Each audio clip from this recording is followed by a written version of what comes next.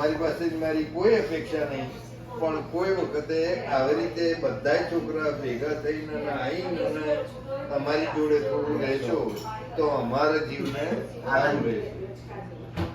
બીજું કશું અમે માગતા નહીં. અને મેં પછી અમારો દાખલો એક કહું છું. આ છોકરો તને ખબર છે? સમજવા જેવો દાખલો એક છે કે હું ભણી રહ્યો પછી જોબે સરસ મળી, પણ ડીએફ હોય અહીં એ વખતે એમને ત્યાં જે કોલેજમાં ભણતા હતા ને ત્યાં એડમિશન તરત મળી જાય ને એવું હતું. એટલે એમને બધા પેપરો મારે ત્યાં અહીં આવવાના એ વખતે ઈજી જ હતું.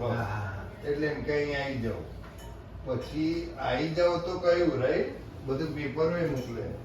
મેં દાદાની પાછી ગયો કે મને રજા આપો કે આવી રીતે આ જવાનું છે. મને દાદાએ શું કહ્યું ખબર છે? ભાઈ હું બહુ નાની ઉંમરે પરદેશ ભોગવીને આવેલો છું. 12 વર્ષે ગયા હતા.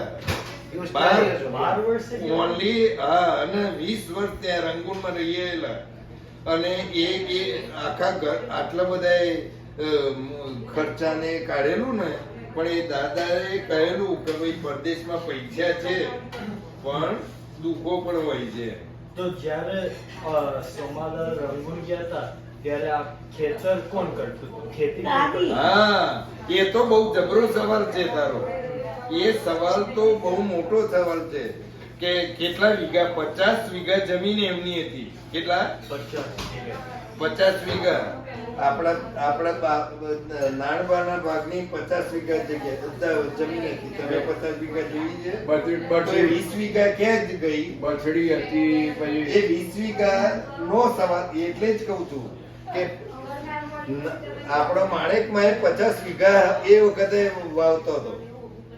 એટલે પણ કહેવાનો પણ માણેક દાદી વાવતો માણેકમાં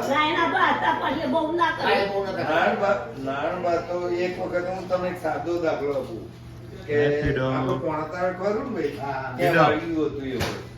એટલે હાથી બળદ તો મૂકી આવેલો અને એ દિવસ પછી હાથી આવ્યો ને રાતે મોડે સુધી. એટલે માણેકમાં કહ્યું કે લઈ આવો ને, તારે જવું હોય તો જા. બળદ ને કશું નહીં થાય તો એ ભગવાન હું નહીં છું.